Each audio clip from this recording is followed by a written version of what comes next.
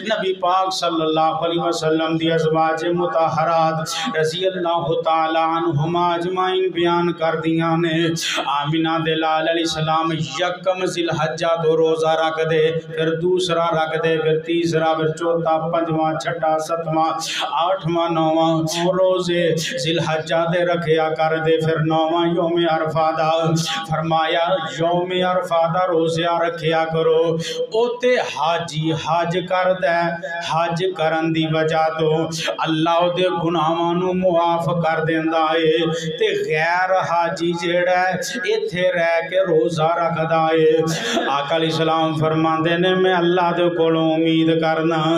ایک جیڑا سال گزر گیا انسان دا او دے گناہ معاف ہوندے نے، تے دوسرا میرے آقا فرماندے نے جیڑا سال آن والا ہے او دے اللہ گناہ معاف فرما دیندا ہے، اللہ او دے دوواں سالاں دے گناہ معاف فرما چھڑدا ہے۔ سبحان صرف یہی روزے رکھ دے سن نہیں، فرمایا میرے آقا مہینے دے 3 روزے رکھیا کر دے،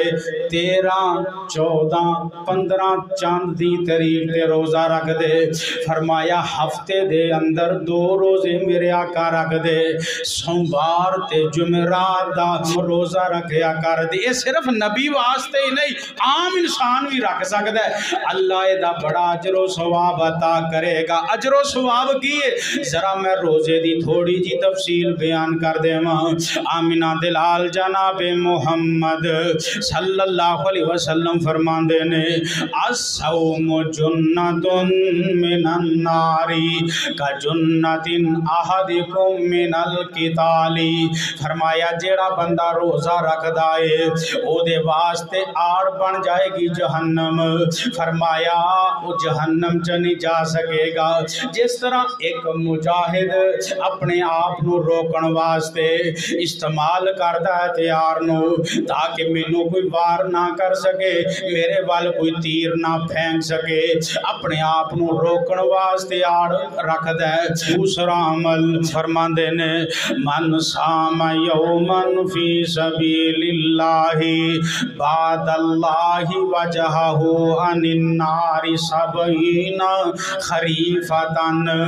جیڑا بندہ اللہ دی راہ دی خاطر نفلی روزہ رکھدا ہے، اللہ نو راضی کرن واسطے روزے رکھدا ہے، فرمایا اللہ اس بندے دے چہرے نو 70 خریفۃ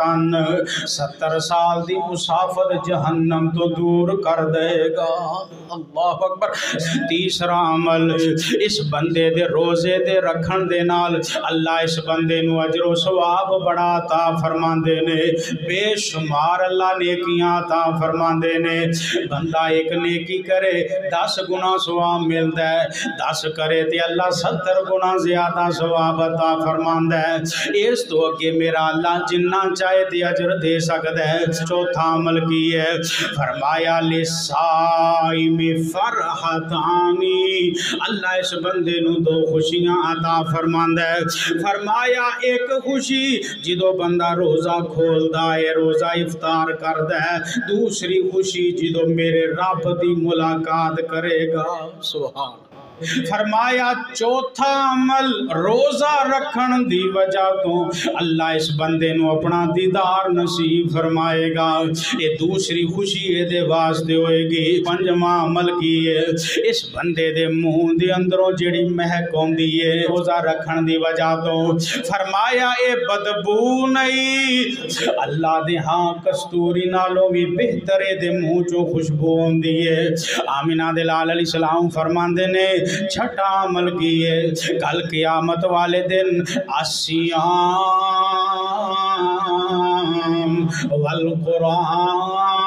والقرآن